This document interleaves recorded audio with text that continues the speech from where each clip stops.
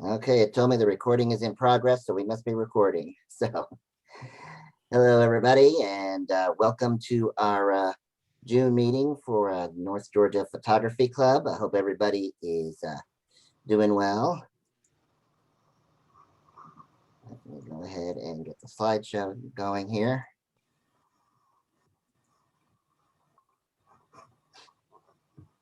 Okay. Can everybody see my screen? Yep. Yes. Sounds good. So I do want to say hello to everybody, and hello to Robin Davis, our speaker tonight. Got quite a bit to do tonight, so we'll go ahead and get started. But one thing I wanted to do before we start our regular meeting is I wanted to remember Bob Kelly. Most of you know Bob Kelly, and he passed away on Monday. We all know Bob for his trained photography, but a lot of people don't know he also loved getting out in nature. He loved mountains. I know he loved the Smokies, nature, wildlife. Bob was our 2018 Photographer of the Year, and he actually was the current winner of our weekly challenge. So his winning photo is on our cover photo right now. And you all know I love to shoot trains, and Bob was kind of he helped spark my interest in that. And he led several club trips to chase the Tennessee Valley Railroad from Chattanooga to Somerville. And Bob was also very generous. And the story he told me that I don't think a lot of people know, when the pandemic began, he would purchase $100 gift card from Publix each week and give it to the manager of the store to be given to a needy family each week. So he really was a kind soul. So we will greatly miss Bob, and our prayers go out to his family. That's a great story, Mike. And that was, yeah, he told me that, well, actually the last time I saw him in person, and it was an appropriate place, it was at the Southeastern Railway Museum in Duluth. It was a combined car show as well as train museum. He also liked to shoot cars, and that was when he was telling me about that. And just so you know, that last picture there with the great blue heron, I think he took that in St. Augustine. He went to St. Augustine earlier this year, and that was actually the last photo that he posted before he passed away.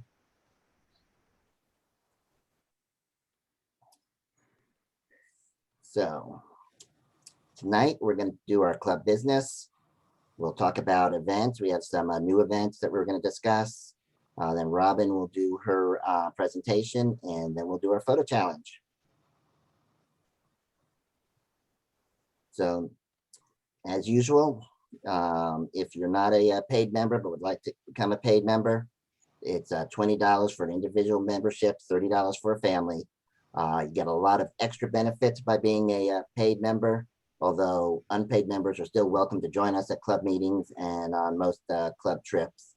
But for full details, go to our website, northgeorgiaphotographyclub.com.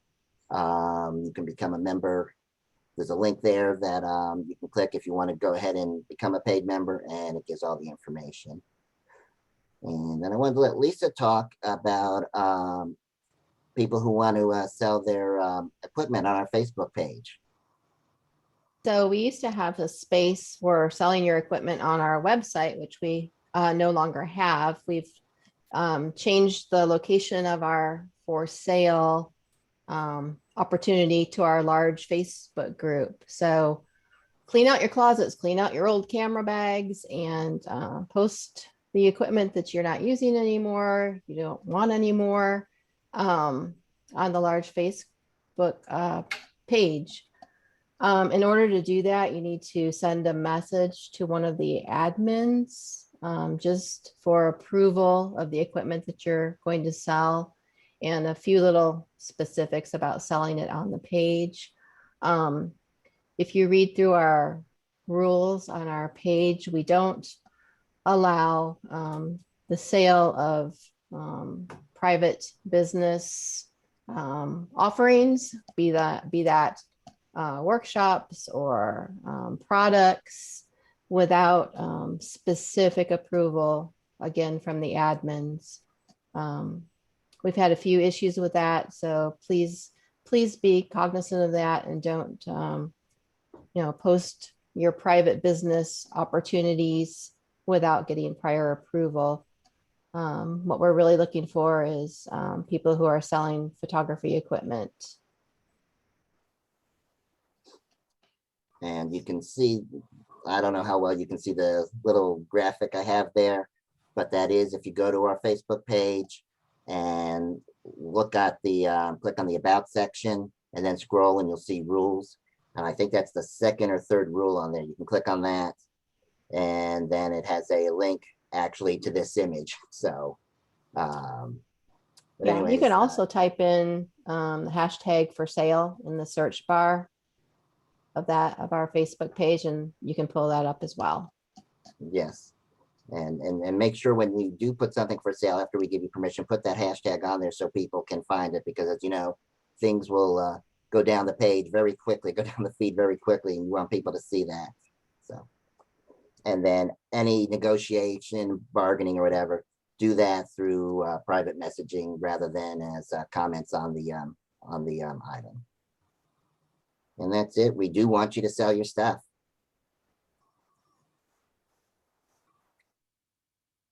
All right. Rick Olson and I, mostly Rick, have been discussing doing a Milky Way shoot on the Richard Russell Highway on July 10th, probably at the Dodd Creek Vista. We have a post on the Facebook page to see if that one or the other overlook that's before Hog Pen Gap would be the best one. So if you have any opinions on that, you can tell us now or post it on the page. I don't know if anybody has experience shooting the Milky Way up there. We did get a comment from somebody today, Mike, who responded to that query saying that the one that's closer to Hog Pen is actually kind of hemmed in to the south. It's a better eastern look than southern look. And so it's probably going to be Dodd Creek Vista, which is just a couple, hell, not even miles away from there. Yeah. So it's looking like that's going to be the place. There's plenty of parking there. It's a big pull off with a nice big view of the hills in front of it. What I don't know about is how much, and Robin can appreciate this, how many stray shrubs and that kind of garbage we might have in the foreground to ruin the image. So rather than spend our lives in Photoshop trying to clone all that junk out, I would like to try to take a trip up there myself. Probably look at this point, we're going to have cloud cover for days. So probably middle of next week would be the soonest, just to see if the view is what I'm hoping it is. I've taken some photos there during the daytime and it's really not much to look at. But you do have some hills and so forth. And I think as a foreground feature, they might be really nice for a Milky Way shot. So we'll firm that up, but I think that's going to be the deal. Yeah, we'll get a post up in the next week or two because we have to figure out the time. Because I think, Rick, didn't you say the Milky Way rises around 11:30? It's going to be late. It's going to be, I think the Milky Way, the core of the Milky Way rises around 11:30 p.m. Mm-hmm. So it's going to be a late night. So I'll firm that up. I'll firm up the location. I'll also provide GPS coordinates, which is the easiest way to get straight there. If you have any kind of navigation, even just Google on your phone, that'll get you straight there. Yeah, but just basically when you're driving on the Richard Russell Parkway, just look for a bunch of photographers and you know you're there. And depending upon which direction you're going, it'll be on the right or the left, but it is, if you're familiar with Hog Pen Gap, it's the opposite side of the road of Hog Pen Gap. Yeah. So, and we'll let Dick talk about other trips, but we have listed here, none of these are written in stone. These were some of the same suggestions we had last month. Go ahead and let Dick speak about what's going on right now. Okay, so first, and I posted this on both Facebook groups this morning. I got an inquiry from a group called Connectability which is a charitable group that works with Down syndrome kids. I have a nephew who's a Down person. He's fairly severely retarded, but many are not. Anyway, they are looking to give these kids some help with photography. And so I posted the press release announcing their current event, which is Friday, July 9th, I believe. One of their kids is going to release a photography book that he produced. Anyway, they're looking for anybody who might be interested with working with them. They want to give these kids a chance to do more than they may be getting other ways, specifically through photography. So it just occurred to me, perhaps one of the things they might use is used equipment. Anyway, that's that. The other thing is that I personally am not going to be able to go on any of these trips for the foreseeable future. So if any of them get organized, I'm going to need somebody to be the person for other people to look for when they get there. You don't have to do more than that. I'll figure out the logistics and times and directions and all that kind of stuff. But I won't be there in person. So if anybody's interested, let me know. We can work out dates, times, schedules, etc. I just got some things going on in my life which are just not going to permit me to leave home long enough to do these things. So that's where we stand. And as usual, any ideas for places, times, etc. to shoot would be most welcome. One thing I have not heard at all any squeak about is any 4th of July fireworks. I'm not aware of any that are actually going to be held. And I suspect that may change on short notice, but if I hear of anything, I will post it on Facebook. And that's about it, Mike. Okay, I was gonna say, if anybody else hears about July 4th fireworks anywhere, feel free to post it. I think Dahlonega has something going on. I thought I saw something about that. We may not do an organized shoot for fireworks, but maybe we'll post some tutorials online before July 4th. And things are getting better, but it may be another year before we really can do something like fireworks again. Let's see. Yeah, but if any ideas on club trips, contact Dick. We'll get it organized. And like he said, we just will need somebody to be the pinpoint person there to welcome other members who are coming. Mike, Yes.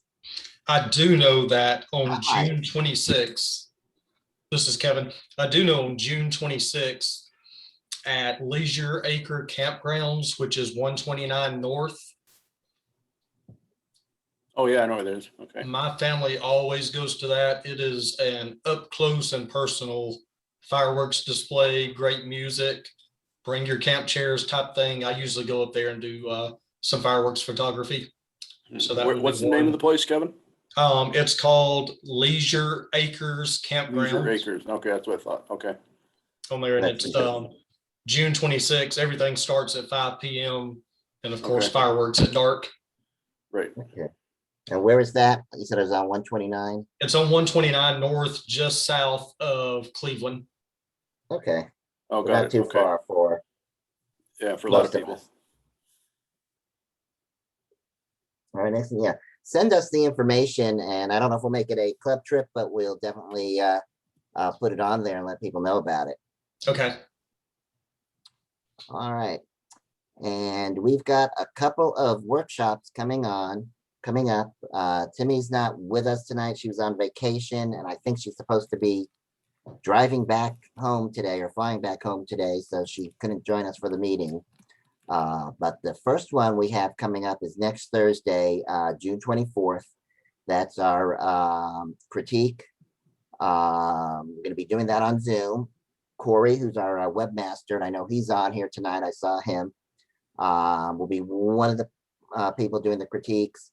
Then Shannon Belletti, who is the president of the West Georgia Camera Club, will be the other person doing the critiques.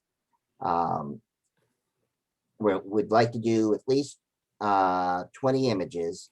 You can submit and it's only for paid members, since that's one of the benefits of being a paid member is free workshops.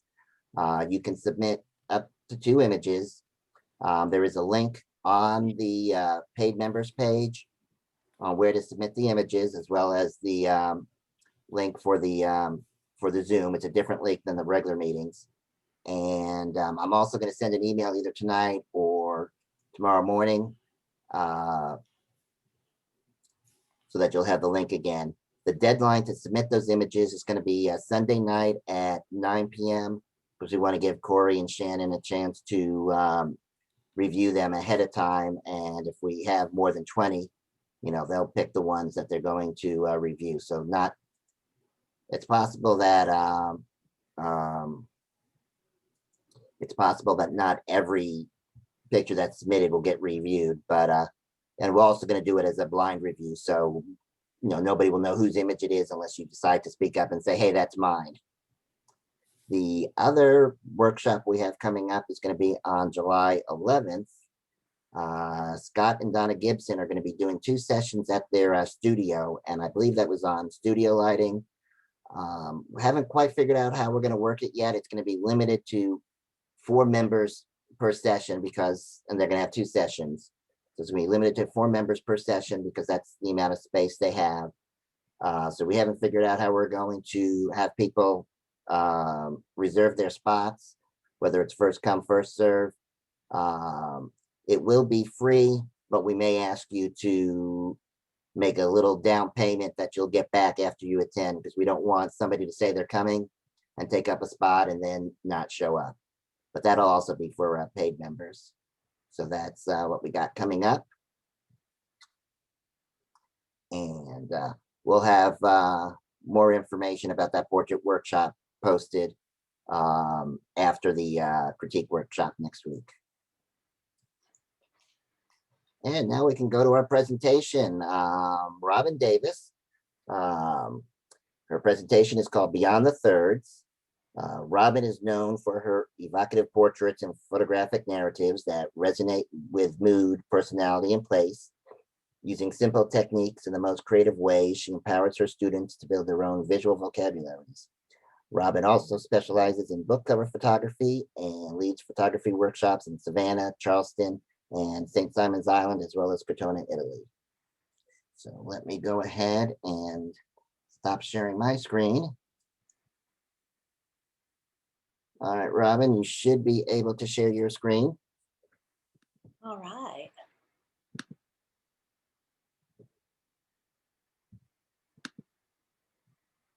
And where did it go? Ta-da! It worked. And it's showing the whole thing. It's not showing the portion of it. Hang on a second. It worked before.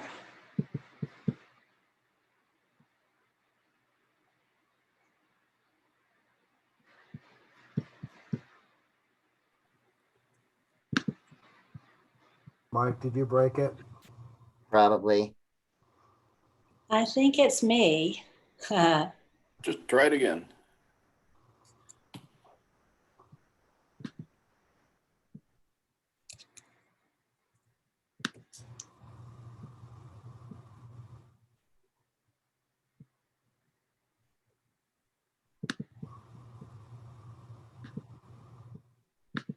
Make sure it's still activated that you can share. Okay, yeah, there you go. There we go.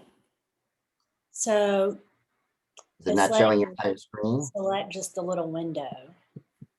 So give me a second here. I'm gonna make the window exactly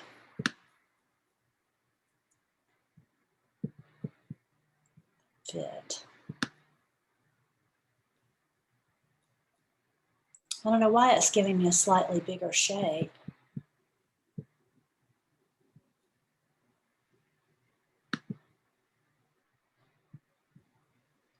Did the sharing go away?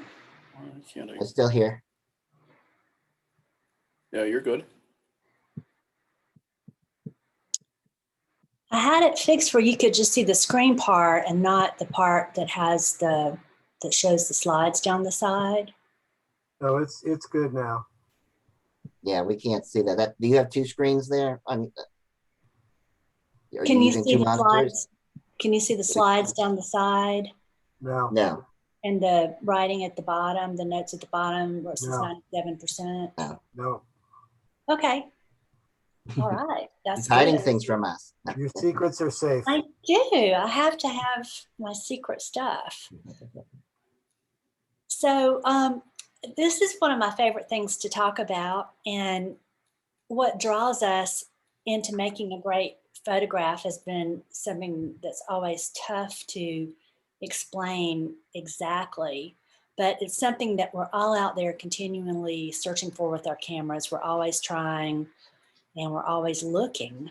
And tonight I want to consider some new ways to see and to consider everything that's within our shot at the moment that we're taking the picture. So I'm going to show you some examples of the decision-making process that I've gone through, and I hope it will prompt you all to write a set of your own made-up rules to follow and create a new series, try something different, and maybe something that you haven't considered before.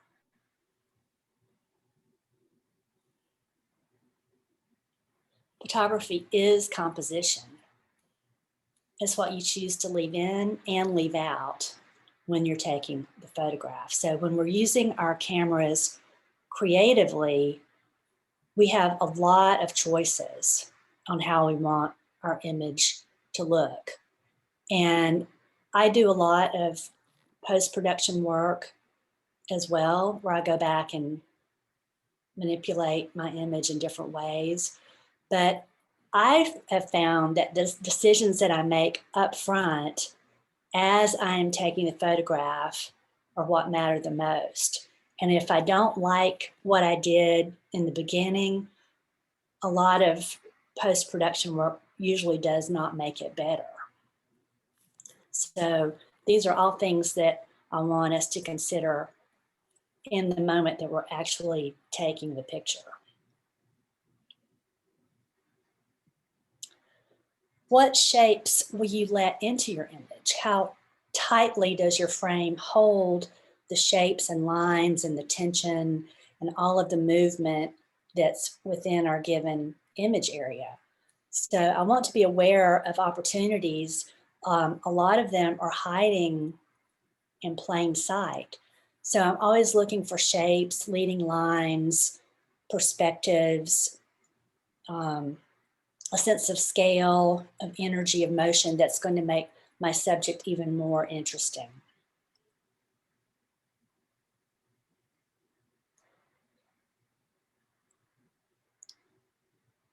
What makes a photo most interesting, I think, is what we leave out. This is a series of abstractions that I did in nature that are just reflections in water. But I made sure that I didn't get any bushes or offensive shrubbery or anything foreign to my purpose in the frame. So this is my whole camera frame. I did not even crop in a little bit. I said, when I do this, I'm gonna do everything edge to edge, corner to corner, and have each one be a 2:3 ratio. That's the proportion of 35mm film and also my digital camera. And I made my own set of rules to have the show.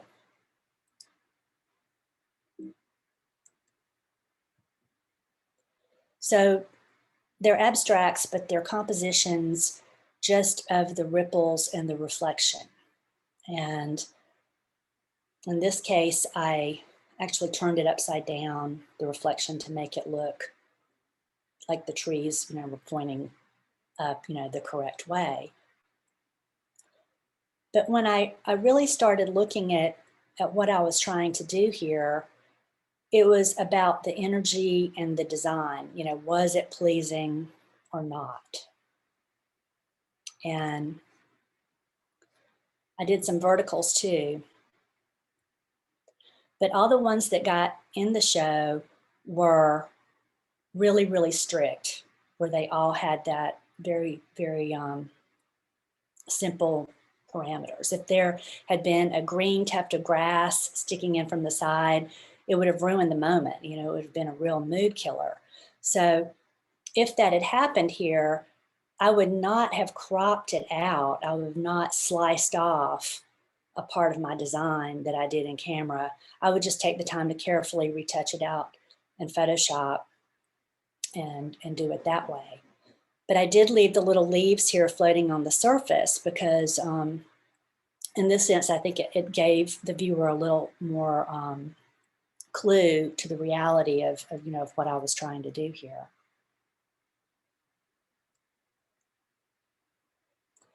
No matter what your subject is, it's the full image, the subject within the background that is important.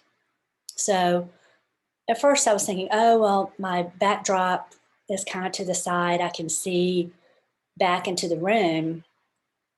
It's not just a, you know, wall to wall screen, you know, background behind the person. But then when I started thinking about it, I liked it better. It gave a sense of depth of the room around her. A lot of the furniture was hidden anyway in shadow, and there was this mystery of what you see and you do not see. But the sense of the room, the swoop of her dress, it created a spin, sort of an energy where our eye is entertained by other shapes. And a lot of times when we're doing portraits, we think, oh, it should be more traditional. We should just have the person on the background. And this is just oddly cropped into a weird shape, not a 2:3 ratio or a 4:5. But I think that there's a truncated feeling here. I mean, we've lost interest. And to me, this is much more interesting compared to this. I know people are laughing at me when I'm really getting into it, when I'm taking a photograph, because I'm hopping around, I'm crawling on the ground, I'm doing whatever I can to see what I want to see through my camera, to see in the frame. So as I'm moving, I'm starting to see alignments, shapes, different things start to happen that are really interesting. And it's that movement that lets me see what I'm searching for. It lets me find what I'm trying to find. So if I have to get down low, or I've even built things where I could get up higher to try to get a different kind of viewpoint that was more interesting. So it's as you move that you will see the harmonic alignments start to form. So here I am trying to get an interesting composition in a very, very simple scene. But there was something that happened in this one that for some reason it was much more pleasing than any of the other ones. She's kind of off to the side. The horizon line is actually crooked. And you'll think, oh, well, that's wrong. I need to straighten that. When I went back and straightened it, the energy went away. But then when I put it back like it was, I noticed that the surf line is actually the perfect horizontal, not the horizon, but the edge of the surf. So I started drawing lines from there to the edges of the photograph. And these fractal kind of shapes started to form. And when I started to repeat them, I could see they were following the different lines within the image. And those points were determined by the actual edge of the frame itself. And I'll try to show you what I was talking about.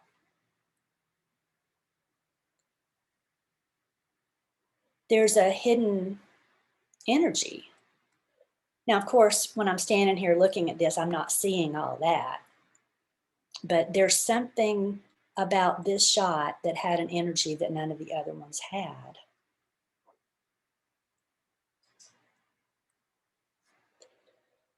Understanding the importance of the edge of the frame. So the edge is where the lines of your image connect to. That's where we start to see dramatic alignments happen.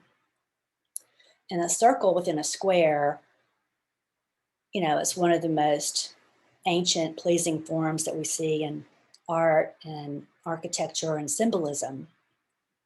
It's really a most simple, basic of shapes. So with this bud that was about to burst open, I was trying to get it as close to the edge as possible.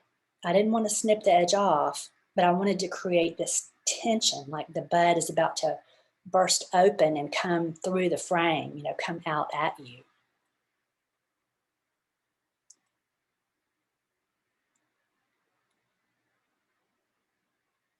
I try to not let my subject distract me.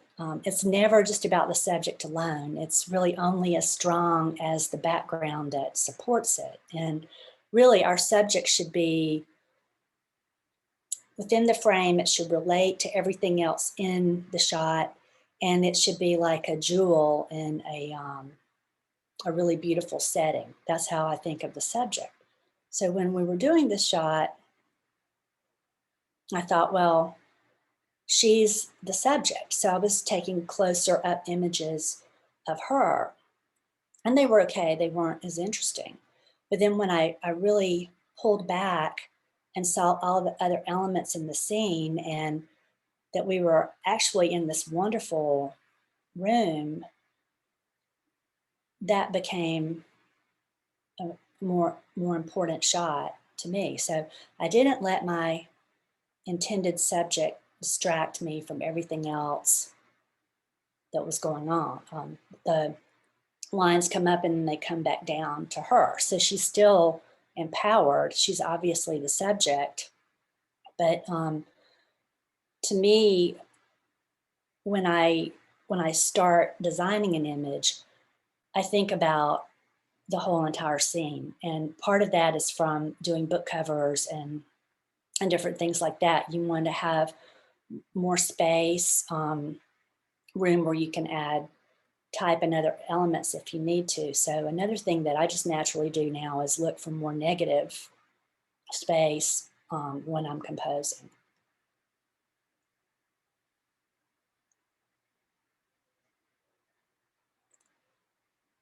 There is a spark of magic that happens in real life when we really see something. You know, that's what makes us want to take a photograph, right? And if an image has that, then it's going to be good. If it doesn't have it, then no amount of post-production will ever save it. And for me, in my opinion. And it's about the relationship between things. The first shot, it could be a little pony. I mean, you really don't know how big this horse is. But then when the girl comes in and you start to see that relationship between the two, you realize, oh my gosh, this really makes a big difference. We have a relationship, and everything else in the image is creating a visual impact in how they connect. This is the work of Alan Matthews, who started the Cortona Center of Photography in Italy that I still am teaching today. And these were the very first photographs that he took and kept. He started out doing color work, and then he discovered black and white. He did his own chemistry. He developed and printed his own work. And all of these, you know, there's a person and they're centered, but there's all of the stuff going on that makes it so fascinating. And they're composed, and there's weight at the bottom. You know, they have this real wonderful structure to them that makes them very, very interesting.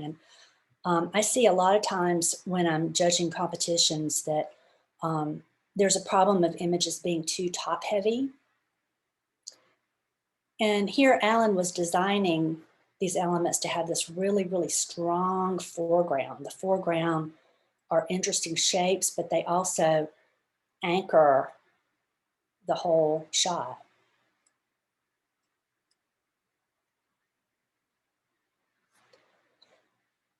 So when I'm shooting and I'm doing street photography or a whole figure, I'm saying to myself, tip it down, get their feet. And here I just barely got his foot. And if I had cut off part of his foot, I would have thrown the image away, because it's that kind of thing. And it's, you know, it's so close to the edge right here, but I did get his foot in there. And that's what I'm always trying to do.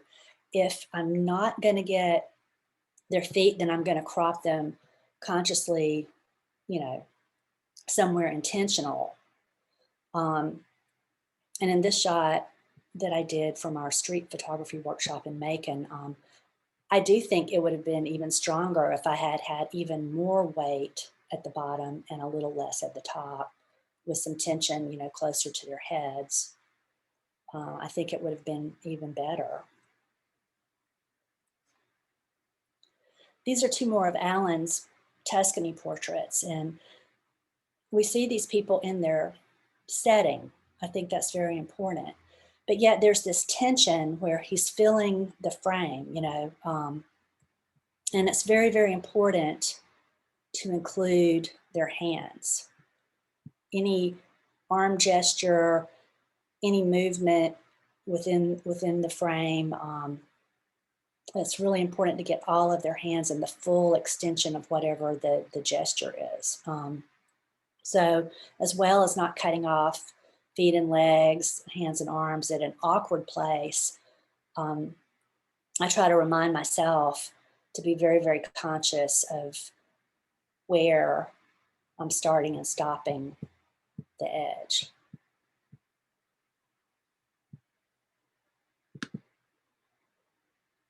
Here's one from the St. Simon's workshop that we're going to be doing this year, November the 4th. And there was not really any interest in the sky. There were no good cloud shapes.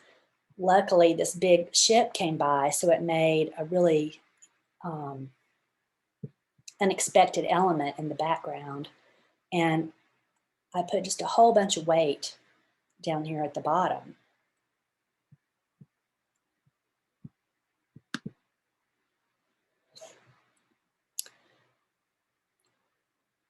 There's a style of photography that was very, very intentional, where you would not even think about changing anything that was within your image area, right? And Alan always printed the actual borders of the film.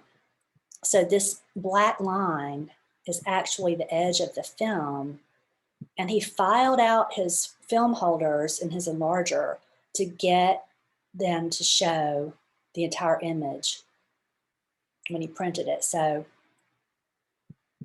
this is saying, this is the end of the film. Everything that I meant to be in here, I meant to be in here. And Alan would order mats, and he would have them cut to points of a millimeter. I'm not kidding. And we would painfully align them so that his black film border would be perfectly there, just inside of the edge of the mat. This is the mat, and then here you can see what I'm talking about. But I love the idea of the film border. It's either in or it's out, and I like seeing how close to the edges I can get. Here he just barely has their feet in. And, he himself said, if I hadn't had their feet in, I wouldn't have had the shot.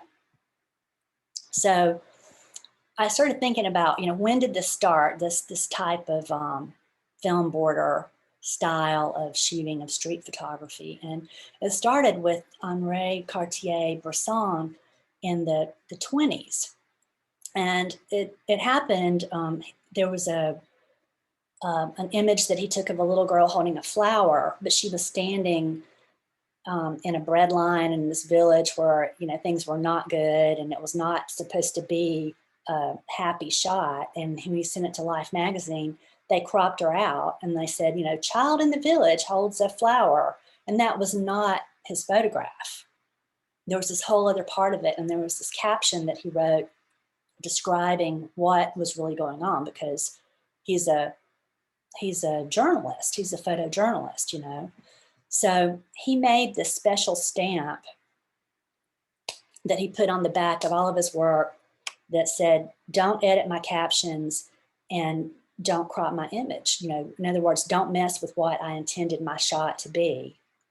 Do not alter my message as a journalist. And there was one, it was a show years ago that I saw at the High Museum that showed the stamp on the back, and I took a picture of it. But here's some other ones that I found, and it says, photograph must not be altered by trimming. And the caption can only be reproduced, as it was intended. So don't mess with my message. And I think that's really important, and I try to do that today. I try to be very aware of the film's end. It reminds me, include all the feet, keep pleasing shapes in, keep unpleasant, unnecessary things out. And even when we are framing and matting our work, you don't want your mat to overlap and cut into your important area, it's the style that the edge of the mat goes over it a little bit, but you don't want it to be destructive to your original intended design.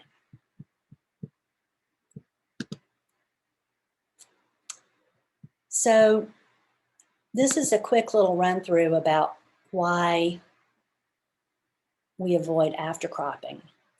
And a student of mine gave me permission to use this image of hers, but she was presenting to our photo review, and her images were looking really, weird, and they were pixelated. They had this kind of strange, arbitrary shape. And when I looked at her original shot, I realized she was really, really cutting away the best part. This is a beautiful 2:3 image. It's a derivative of the golden mean. Anything you put in there and you get close to the edges, it's gonna have harmony. It's just naturally gonna start happening the way that it starts to subdivide. And when you start to plot the shapes and curves, then you're seeing subliminally this whole other construction of a flower, of the natural world. So when we go back to the cropped version, all that's gone. So when she saw that she was doing this, she started out and did this whole beautiful series of florals that kept the 2:3 proportion and really started to have these beautiful harmonies that I think that we really crave to see. If you've ever had a 2:3 ratio image and you've said, okay, well, I'm gonna put it in a fine art frame, that's the 4:5 proportion. In this case, I'm trying to put a 2:3 ratio image into a 16:20, which is a squattier rectangle.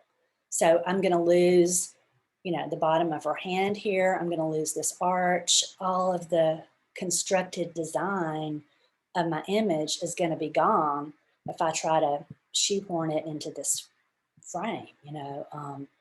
The original energy of the shot would just wither away and die. So I didn't put it in that frame.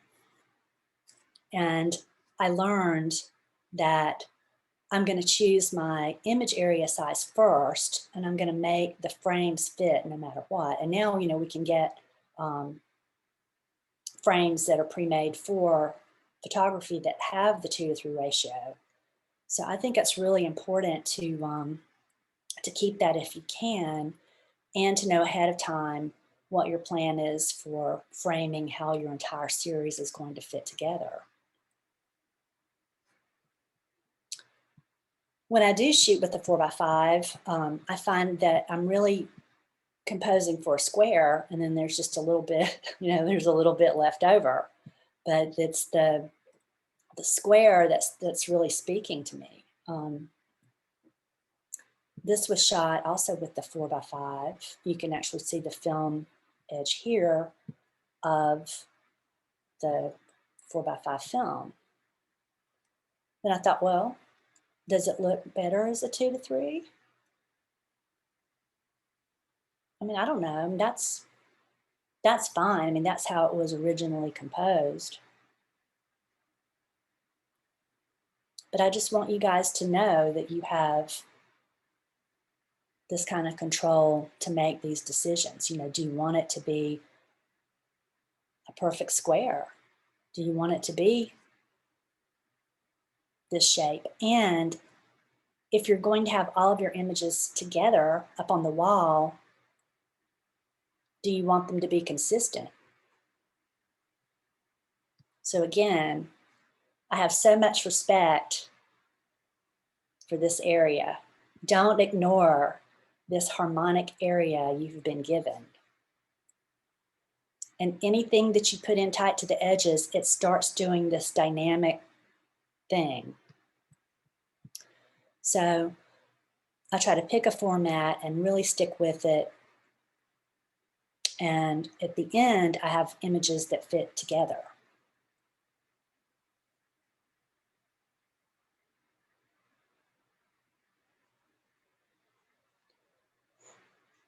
When I do this, I do find that my images have gotten stronger and stronger when I go into it having that awareness that I'm going to use the area, I'm not going to have to crop. The other great thing that I've discovered later in photography was the square. And it became a great game of what I wanted to include in there or not include. And it's a game of how close can I get? And here I'm using an app that's putting the film borders on there. This is not real film, but I love that idea of the real edge of the film so much that I've really enjoyed using this, right, it's just going into the edge there, right here, it's just connecting to the edge.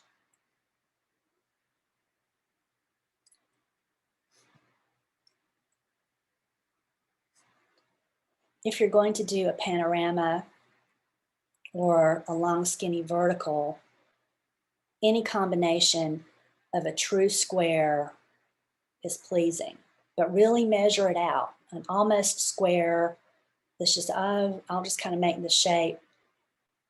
There's something about it that is unsettling. But when you go with the true geometric perfection of the square, then your images start out with this really strong feeling.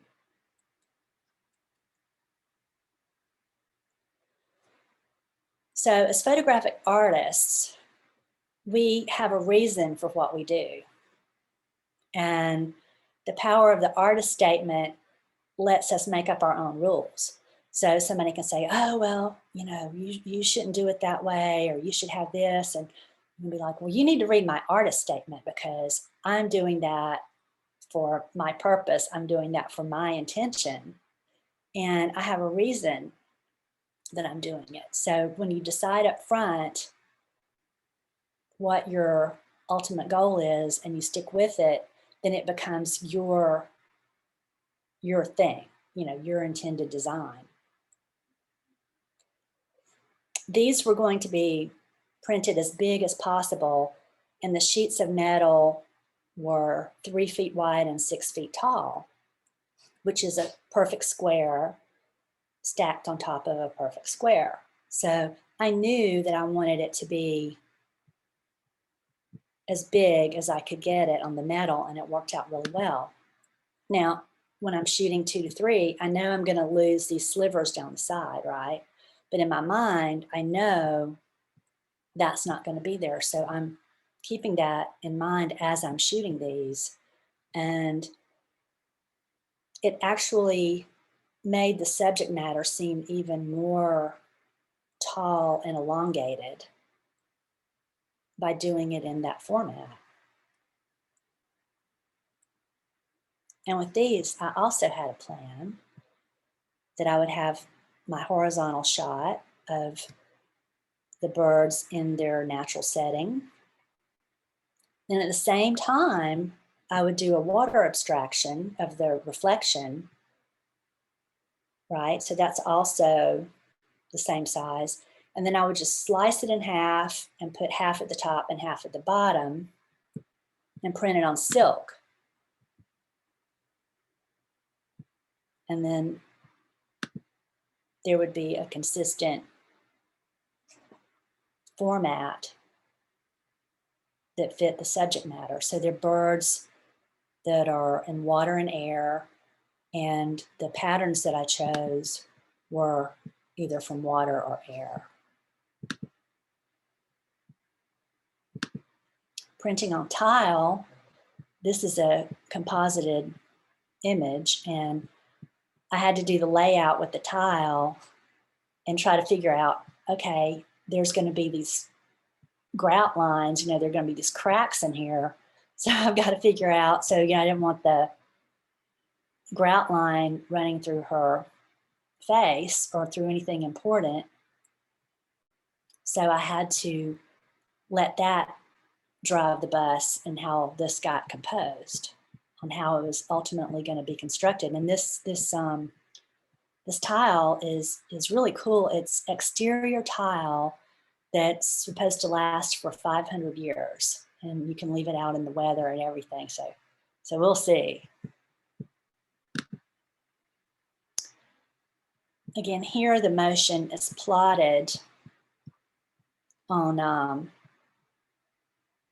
a defined shape because it's going to be a moving sculpture. I'm going to go to this next slide, and it's going to make this kind of loud noise, so don't get scared.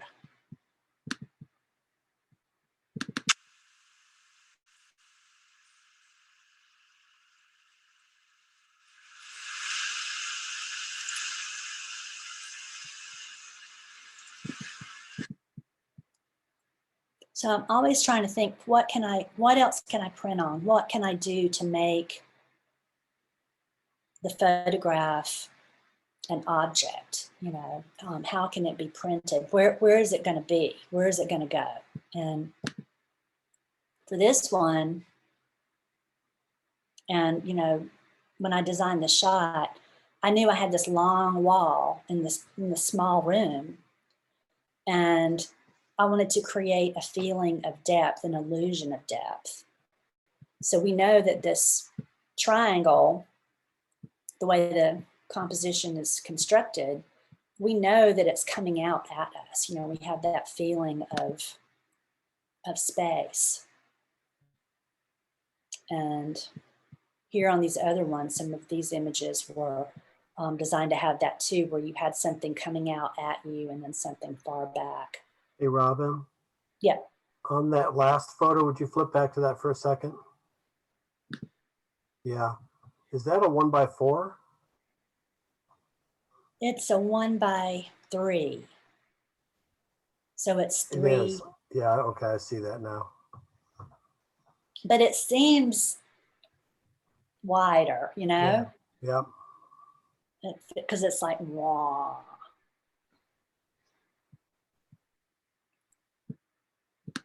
Thank you. Oh, no, please. And listen, you guys, anything that I'm saying, if it's not clear, if you have a question, just please ask me. I love that. This is a 1:2, so it's 2 squares. And when it was installed in this room, the actual windows were also 1:2. So it fit. But, you know, I'm always thinking, how close to the edge can I get? You know, how am I going to fit all of these shapes in here and have it be interesting and have that tension? That's what I'm always looking for. You know, here I'm doing it with this the same thing. I'm just doing it with cats. Half of these are Italian and half are French cats. So which ones are the fattest? Yeah, he's a big boy. Definitely. I always go back and visit him, and he's always been there. I think, gosh, he's so big, you know, I'm worried about him, but he's doing very well the last I saw. But I'm not going to tell you because I have a show called Mystery Cats, and part of the show is you have to guess. It's a competition with the form that you fill out, and you have to check which one you think is which. So I'm hoping that I can do that by the end of the year at Java Cats, the cat cafe. So I'm not going to tell y'all.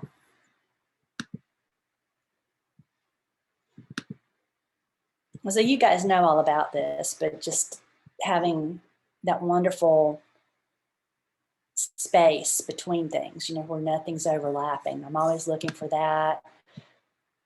The sliver here, I had to stand in the middle of Peachtree Street, no, West Peachtree, to get this alignment. But it was very early on a Sunday morning, and Bill was watching out for me. He would start to holler if a car was coming, so I would run out of the road. But that was the only place where I could get this specific negative space that I wanted. The shapes of trees can completely fill the frame and also be a frame for our little subjects in here, the people, the bicycles, the lighthouse. But it's that sweetness where you're composing where nothing is overlapping, you know, they're not jumbled together, but we really get to see all the shapes. And that's when our photos read really well and they're not visually confusing. So it's another thing I'm always trying to do. This is from the coastal workshop that we're going to do November this year. I didn't get to do it at all last year, obviously, but I'm really looking forward to going back. The unexpected composition is, you know, it can be a pairing of colors, a foreground against a background, a silhouette against a much lighter background. You know, I don't want to see detail in here. It's not a portrait, you know, it's a moodiness that I'm always trying to find. And this was, I love the shot because it was totally lucky. I'm in the passenger seat and we're going up the hill to Cortona, and they have these cool little trucks. They're like little trucks put over a motorcycle. And I'm obsessed with them. And it was going up the hill around the curve. And if it hadn't been right at that moment against the clouds and the sky, then, you know, you would not have gotten this wonderful silhouette. So this is still my favorite lucky shot. Watch out for offensive shrubbery and other mood killers.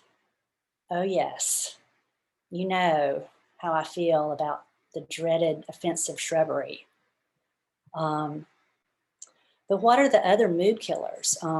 Unless something is really, really important and part of your design, I avoid chain link fences. I hate chain link fences almost as much as offensive shrubbery. But any kind of clutter that doesn't support my shot, I am at war to get it out. Clutter, trash cans, parked cars, any fences.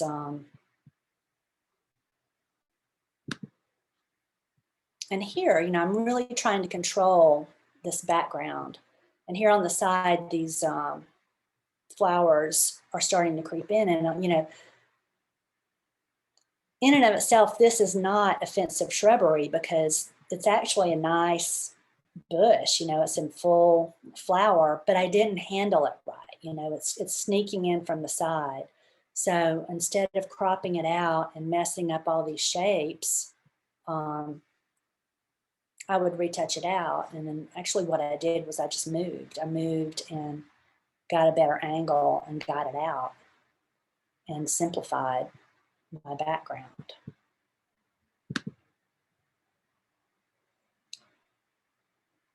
Shadows are one of the most important design elements that I use. I'm obsessed with time travel through my photography, where I can create another time and place. And we were at Villa d'Este outside of Rome, where they have these great fountains. And I was thinking, oh my gosh, I would give anything if I could do a period thing. I could get models and costumes and come, but I'm trying to think, how am I going to make all this happen? I promise, right at that moment, these people in costumes start filing in. And I can't believe it. I wrote about it on my blog. I was so excited. It was just meant to be. So I'm following them around and I'm taking pictures, but I'm not getting any good shots. They've got their iPads and cell phones and they're all doing selfies. And I'm thinking, I'm wasting it. This is a great opportunity and I'm wasting it. So I went over and talked to them and they were so kind. And I said, would you come back? There's this great, great place that's called the Fountain of the Dragons, and it's backlit and it's very dramatic. And you guys are going to be, the characters from the movie. They were Jane Austen reenactors, and they're like, yeah, that's who we are. That's the characters. That's who we're supposed to be, And I just said, just act like you're meeting there, talk, don't pay any attention to me. And they did. And I was so happy. I truly, truly was so happy with all of these. And I can never decide which one I like the best.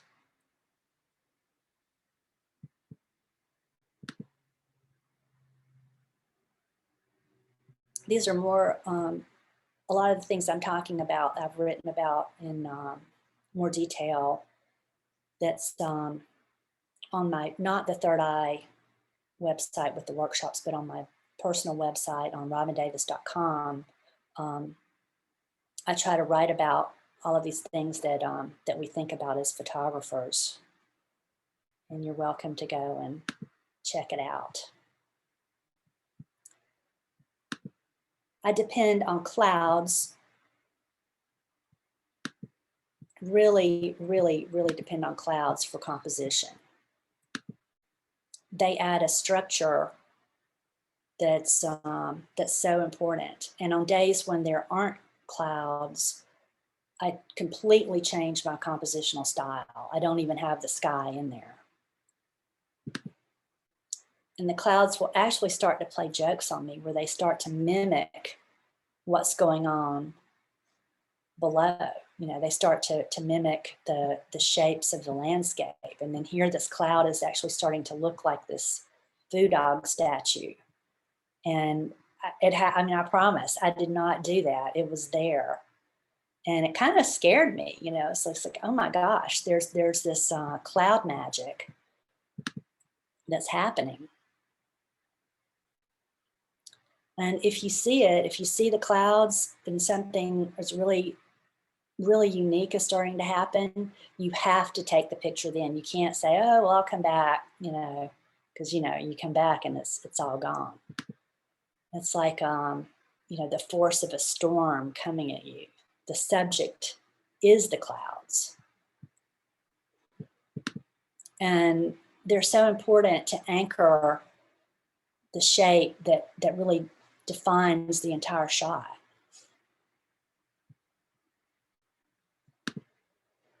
And this one, back from the series I've showed you before, one of the requirements that I wrote in the grant was that there would be clouds. So a lot of times we would get all dressed up and go out, and then there would be no clouds. There would just be, you know, and I wanted the actual person there in the actual dress against the real sky, against the real buildings. And I had to make it really difficult. I mean, for some reason, I wanted to really suffer with this series. And we got up there, and she's standing in high heel shoes on a trash can on the edge of a mezzanine, and my assistant is behind her up under the dress holding her so she's secure. And so I get her into place, and I'm thinking, gosh, you know, I wish there were clouds. Well, these one little pair of clouds that were like her angel wings, they started just flying by.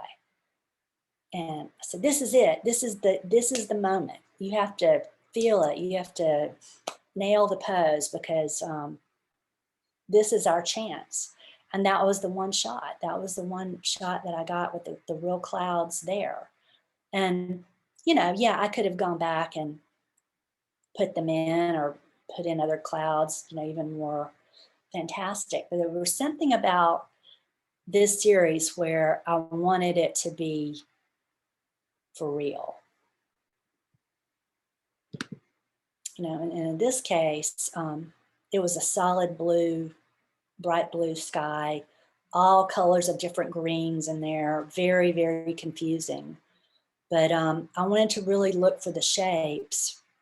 So by choosing to do infrared, a digital camera whose sensor had been changed to infrared, to get this monochromatic feel, and to just crop out the sky, let the sky go completely like dark black velvet for the shapes to play across.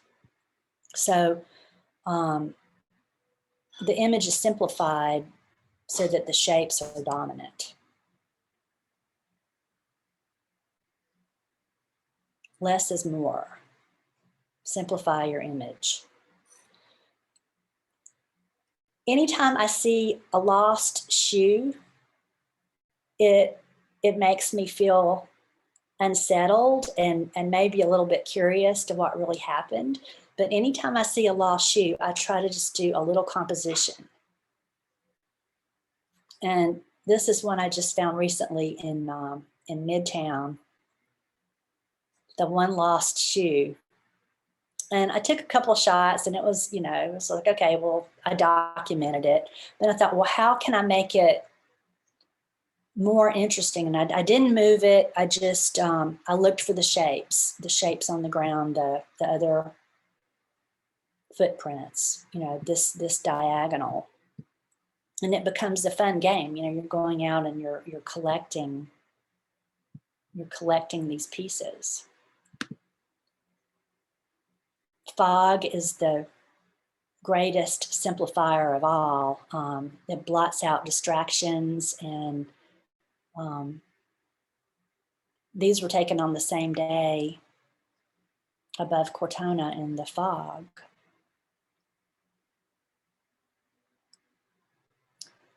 But controlling the background, is this really the secret to empowering the subject? Definitely. Here I intentionally cut off her feet because I wanted to make her feel airborne, like she's more angelic and up in the air. And I wanted to see her almost like a silhouette,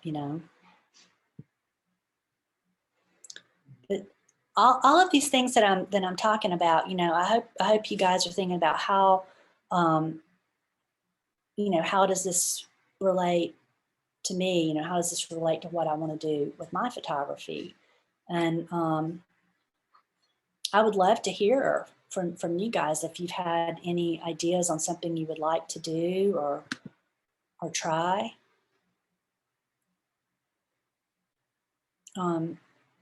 Low depth of field took away all of the, because these really were ugly. These little scraggly bushes here were not attractive, but by back focusing on the subject, they got really, really nice.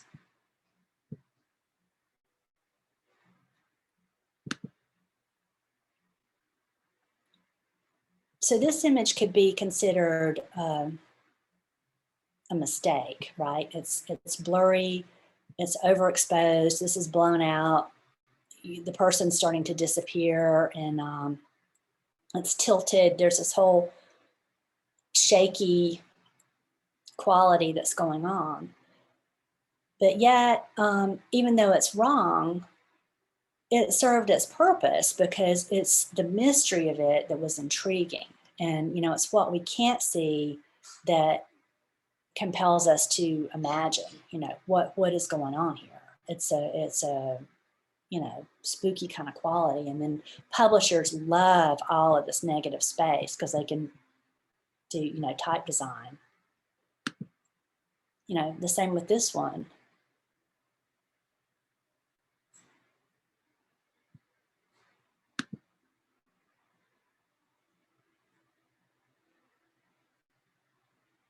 So really my last point is to think about composition and how it would really serve you best, and take time to enjoy using your full frame, looking for shapes, getting closer. And that's an exercise that I still do when I pick up my camera. I try to get closer and closer, and as I change, the forms change. They intersect different ways in my viewfinder or on my screen, and then I can choose. I can choose what I like the best. So even with the person, I'll get closer and closer, and then these compositional alignments will just start to form, and I'll even get obnoxiously close. Or if I'm too close, then I'll go, farther back and get in the whole scene of the room. But the thrill of composition is what it's all about for me. And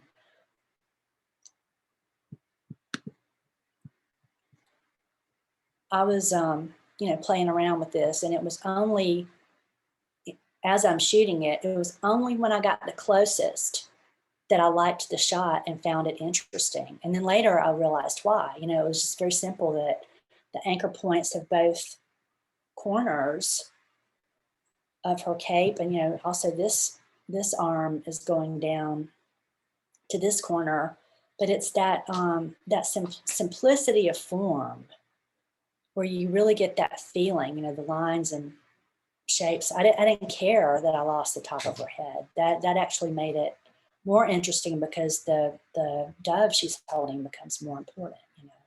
The symbolism becomes more clear.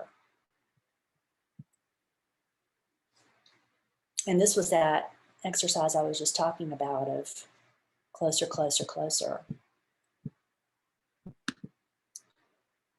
So I'm going to leave you guys with an overview of our thoughts from this evening.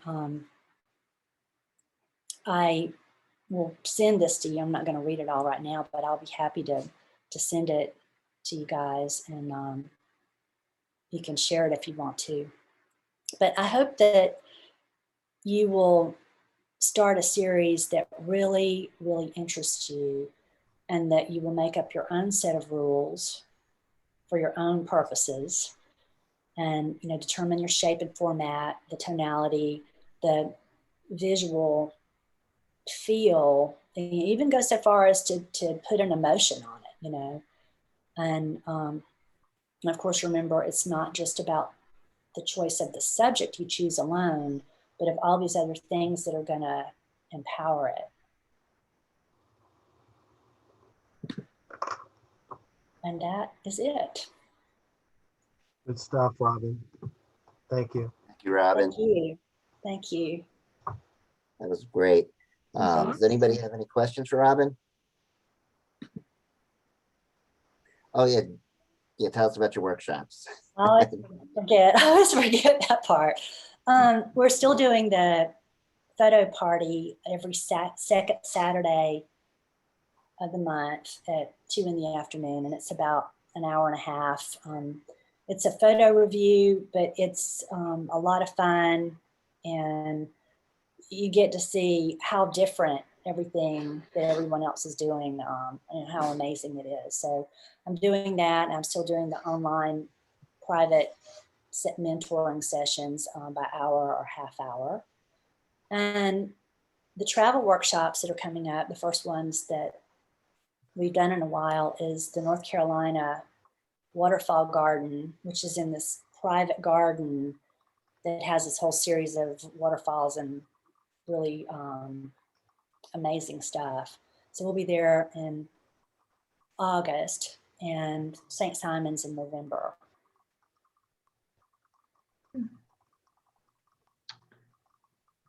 And that's it.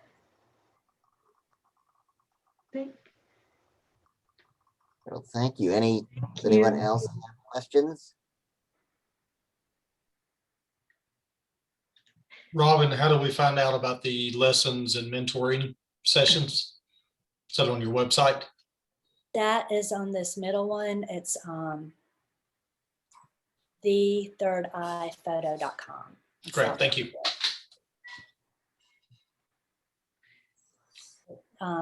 Definitely let me hear from you guys, because I think that the other thing that I enjoy doing and that really makes me the happiest is seeing what you guys are doing.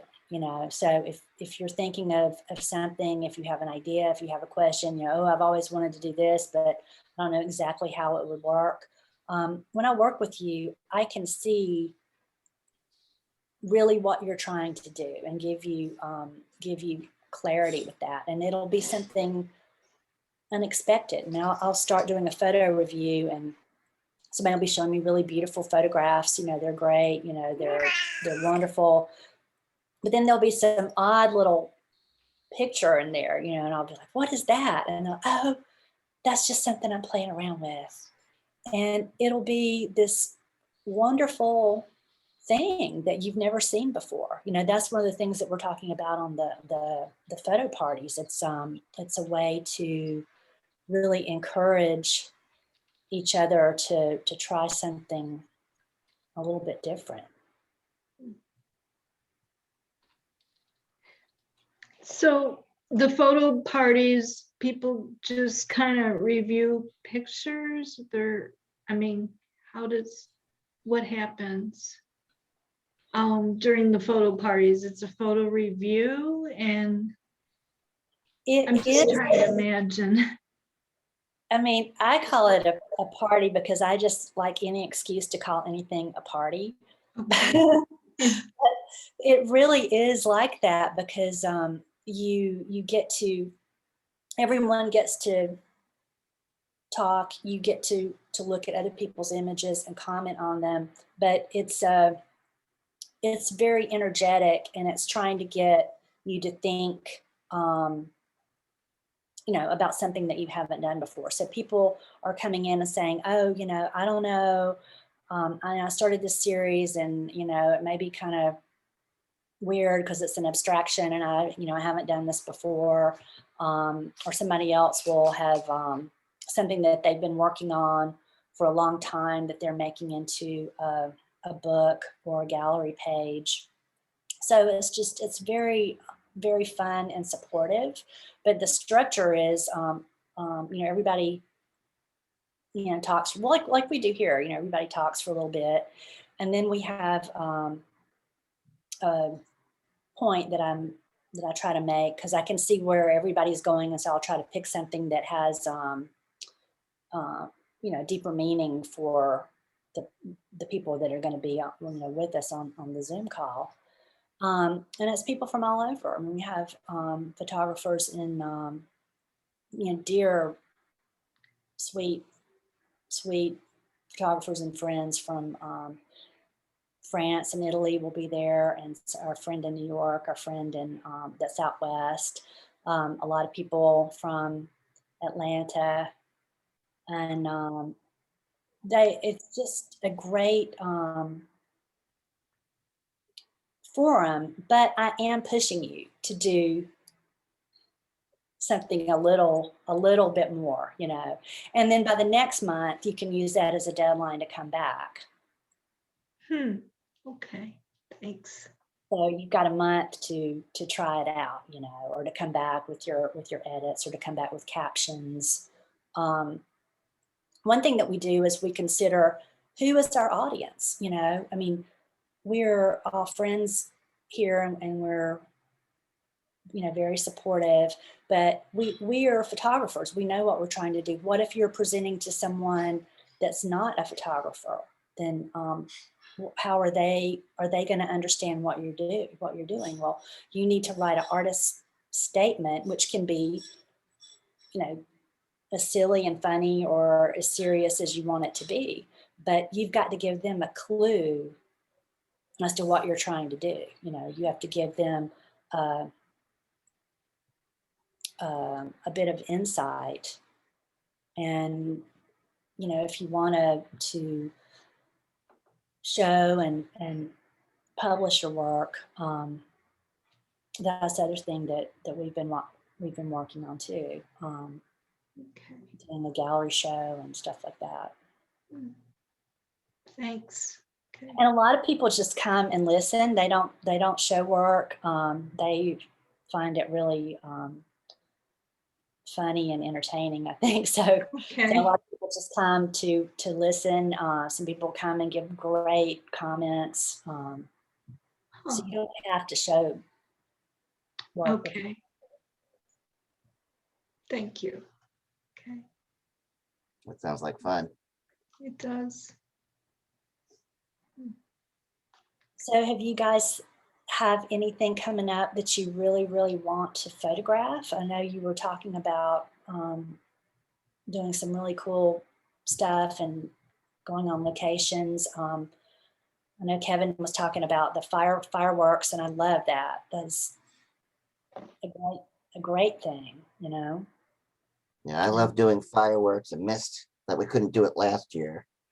So I know. hopefully we'll see something this year. And of course, we've got our Milky Way shoot coming up. We usually do 1 or 2 Milky Way shoots per year. And it's really nice because we'll have a mix of people who are very experienced doing that, and others who have never done it before. And so the experienced photographers always help out the less experienced.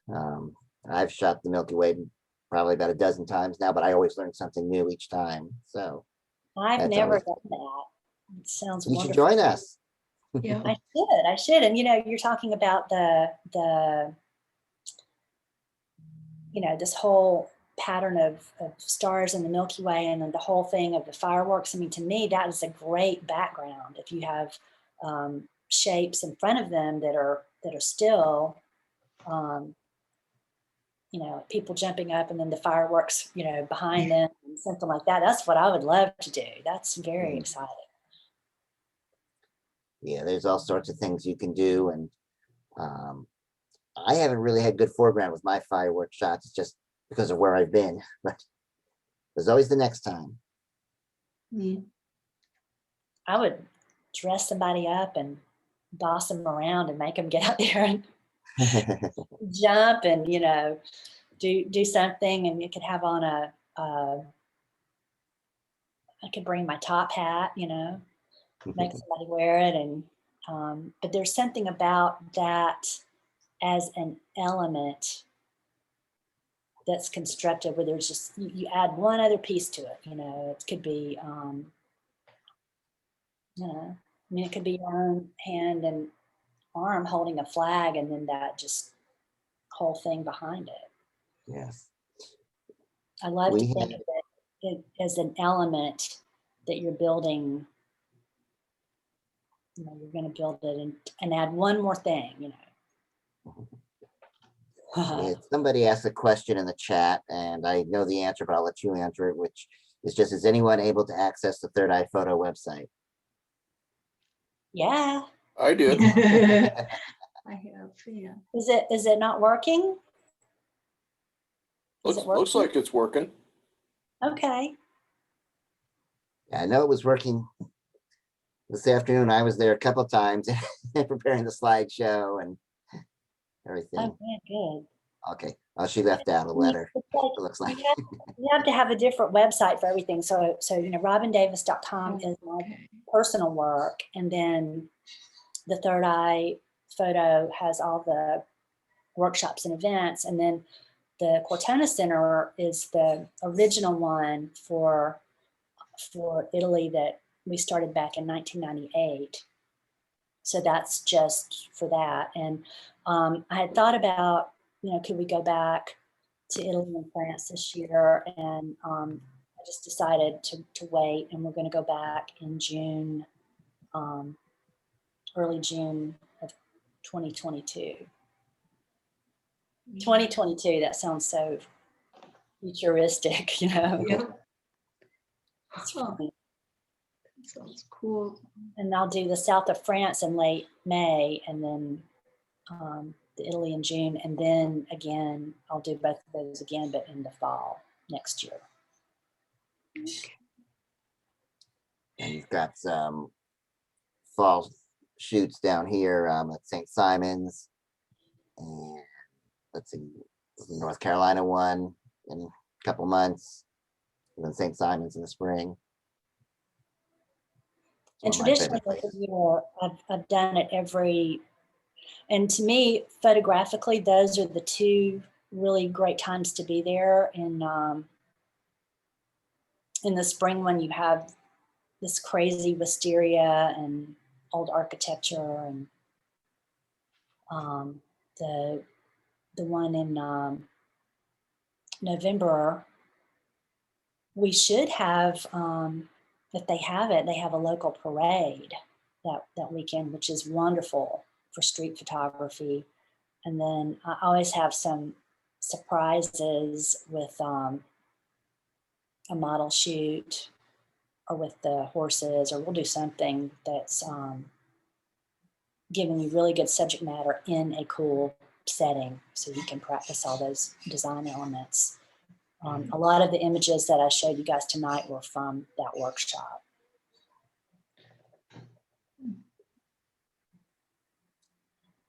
Robin, real quick, give us a little autobiography on yourself. A little bit of your history in photography. I mean, I'm sure it's on your website, but just maybe a quick share on that. Well, I'll tell you the true story. I grew up in a really small town in South Georgia, in Baxley, Georgia.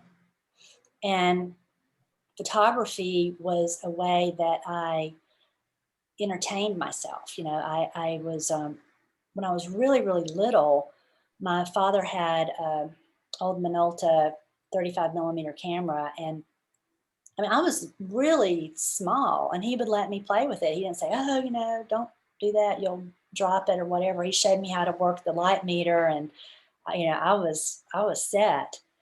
But I was always trying to make things look different than modern day reality. So when my friends would come over, I would dress them up in my great grandmother's old dresses that were, you know, they were really falling apart, but they looked fine in a photograph. And so I would try to recreate the time that I saw in the old photos from my grandmother's house. You know, I wanted to be in that time. I didn't want to be in the 1970s in full color. You know, I wanted to be, you know, in the 1920s. I wanted to be in 1900. You know, that felt like I don't know, like I had missed my window of opportunity. And I would take those photos to the drugstore to get the film developed. And, you know, you have to wait a whole week.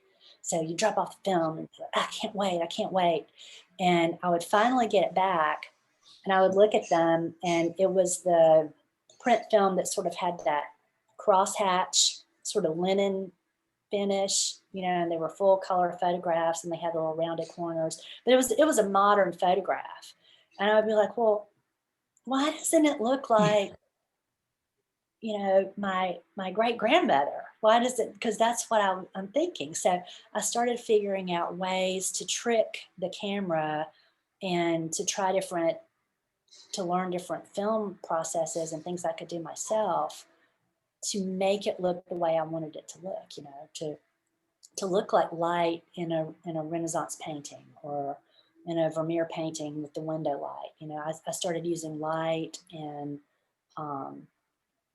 even different colors, you know, of fabric that the light could come through and change the temperature, you know, of the image. And when I could trick the camera where I could, you know, time travel, then I would be really happy. And there wasn't a lot of other stuff to do, you know, so that's how I entertained myself. And my friends were always great to dress up. And that's still basically what I'm doing today with some of the book covers, you know, the different time periods and that kind of stuff. Great, thank you. Robin, 2 questions. What is your most used lens? And what is your favorite lens? I like the technical stuff, and I feel like those can have 2 different answers.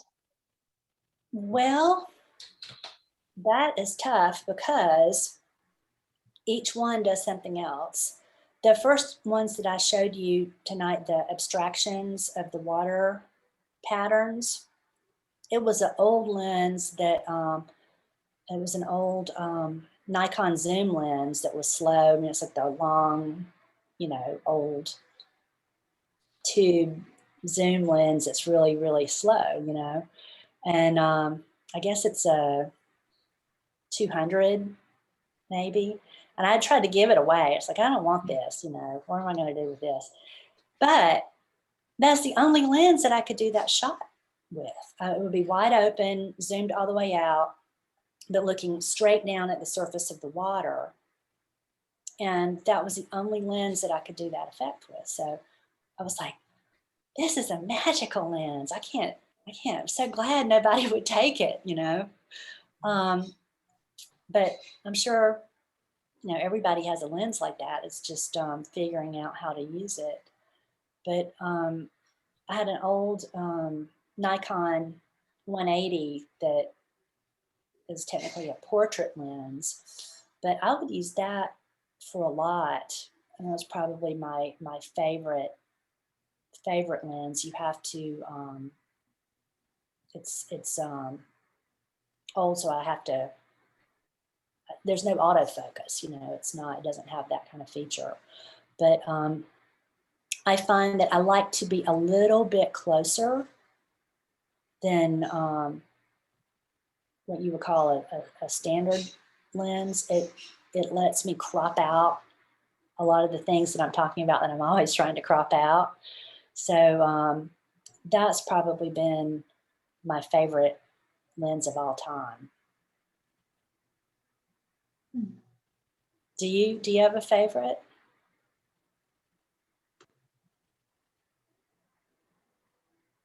Oh, let's see. I struggle with that every day. I think I try to use all my lenses, and there are days where, just like you said, I'm like, I'm going to get rid of this one, but then I find a new use for it, and then I think that's always a great discovery in photography. It's like, I was going to get rid of it, but you know what? this actually turned out good. Let me see if I can do something else with it. So It's true. It's true. The camera, the digital camera that I had, I was not really using it as much. So I sent that away and got the sensor changed to infrared. And that was very cool because it makes the leaves go light and the tree trunks and the architecture go dark. So it gave me a whole other way to compose with shapes. And I'm really glad I did that. That was a good way to use it. And I'm trying to remember where I sent it. It's like Life Pixel. Is that the name of it? Do you guys know about that? I think that's right. I'll find out for sure. I think it's called Life Pixel, and you just basically send them your camera body. Yeah, Life Pixel is correct. Yeah. What's that? Yeah, Life Pixel. Yeah, I just got a camera from them. Life Pixel. That's the company. Yeah. I've been so happy with that. One thing I did was I told them the lens that I was going to be using with it. So they make some kind of calibration for that as well. But I just got the basic, I'm trying to remember what number it was, but it's the one that lets you meter through your camera the best. It's still not perfect. You have to test it and adjust it, but I've had a wonderful, wonderful time with that.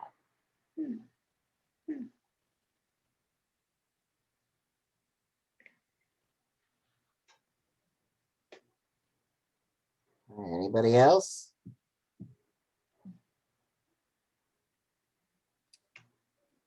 I guess that's it. So Robin, thank you so much. And I guess if anybody wants to get in touch with you, they can contact you through your website. Definitely, definitely. And email is just robin@robindavis.com. And there's also links where you can email me from all of the websites from the Third Eye and all that. But would love to hear your thoughts. Again, if anybody has a idea, I would love to hear about it. Does anybody shoot with the square format?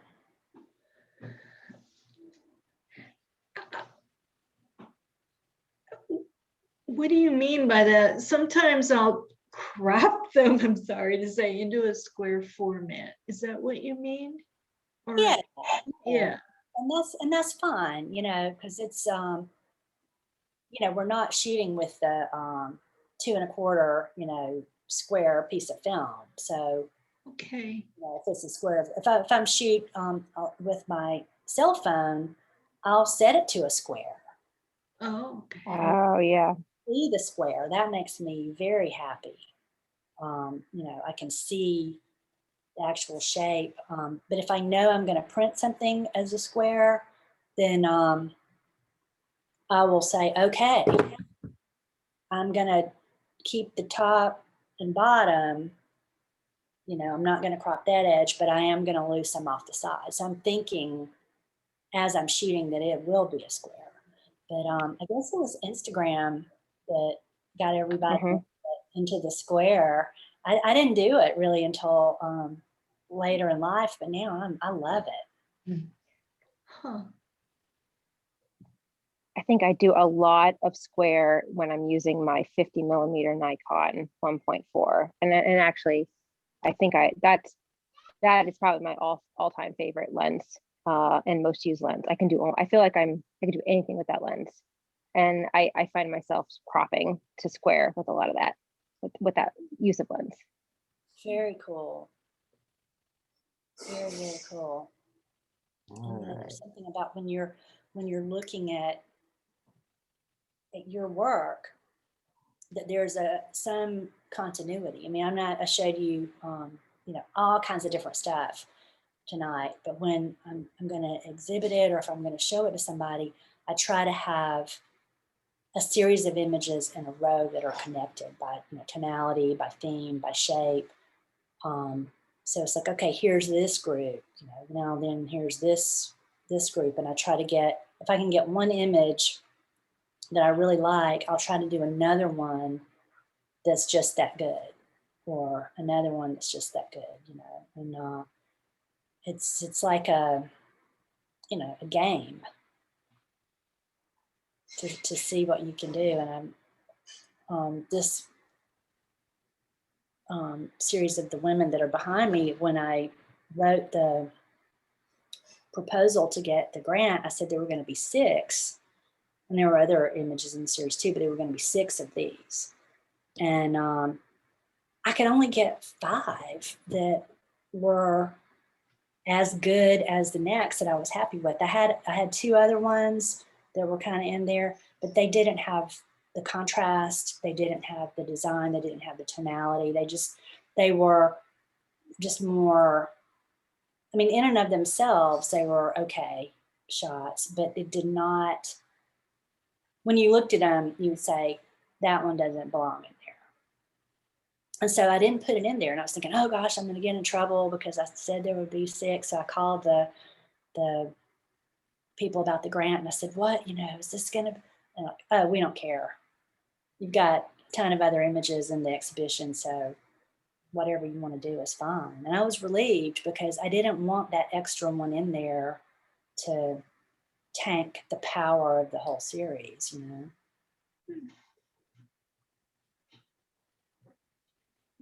All right. Well, thank you again, Robin. So we want to go ahead and start our photo challenge, and you're welcome to stay on and watch that. And we vote by email since we're not in person right now. So you're welcome to vote also. I'll explain how that works in just a minute. Okay, So, thank you. Yeah, I'll definitely stay. oh, excellent. So I think I just need you to stop sharing the screen so I can get it back. I don't know if I can do that. Oh, there we go. Like I said, every time it's new learning. All right, let's see. Moment, what's it doing? Hang on. Nope. I almost ended the meeting. We don't want to do that.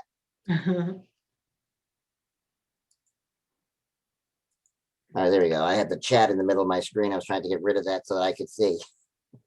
All right, let me go and share my screen again.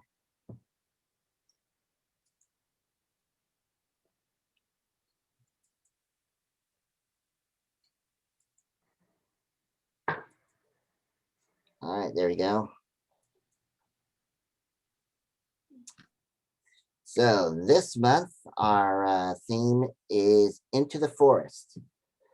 See our themes this year. And just as an aside, Bob Kelly actually won our January theme, America the Beautiful. So I wanted to point that out. So this month, June, Into the Forest.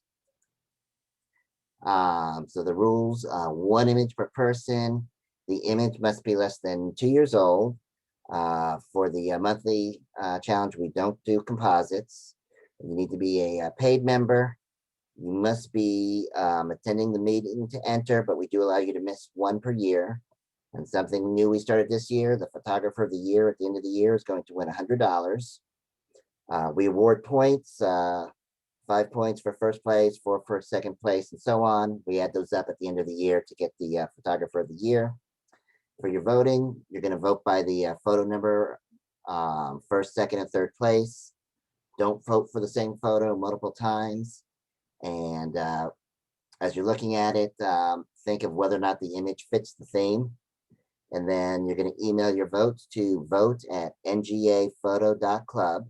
That's not .com, but ngaphoto.club. And then Lisa will receive those and she'll tally up the votes. And we'll post the winners either tonight or on Saturday. So with that, we'll go ahead and get started, and I'll show the images a few times. So this is number 1.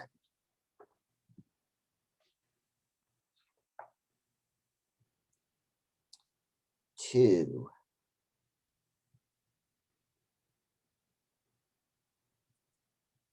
3,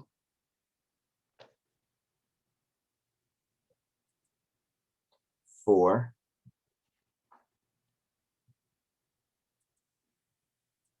5, 6,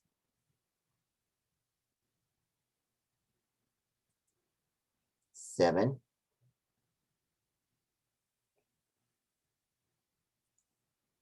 8,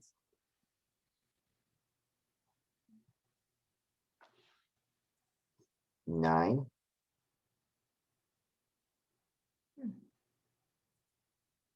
10,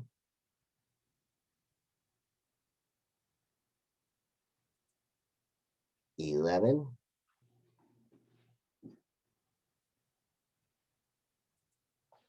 12, and 13. We have 13 images this month. I forgot to mention that.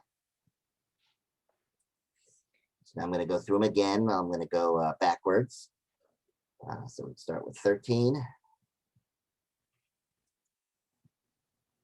12,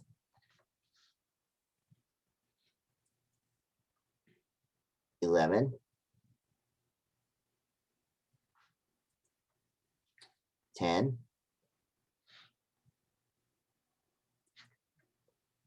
9, 8,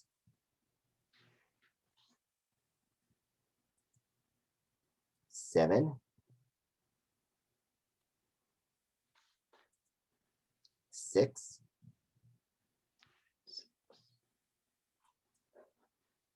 5,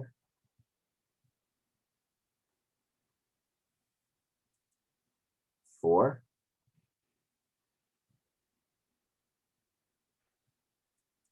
3, 2,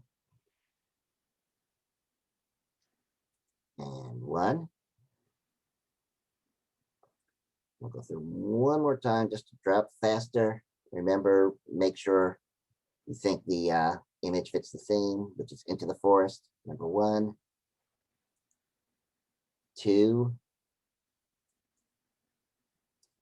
3,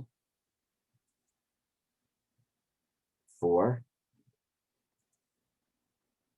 5, 6, You're getting out of 7. sync with the pictures, Mike. What? I think you're getting out of sync with the pictures. Keep going. Okay, this is number 7. It may be changing. I blame it on the internet. 8,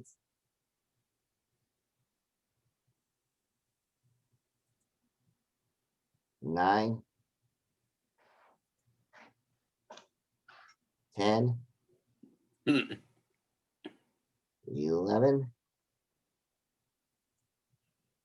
12,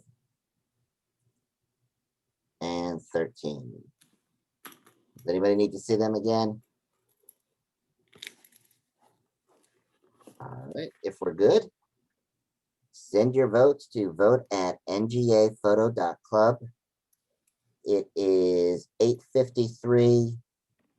So let's say you have till 9:15 to get your votes in, and then Lisa will tally them up. And like I said, we'll either post the winners tonight or sometime tomorrow.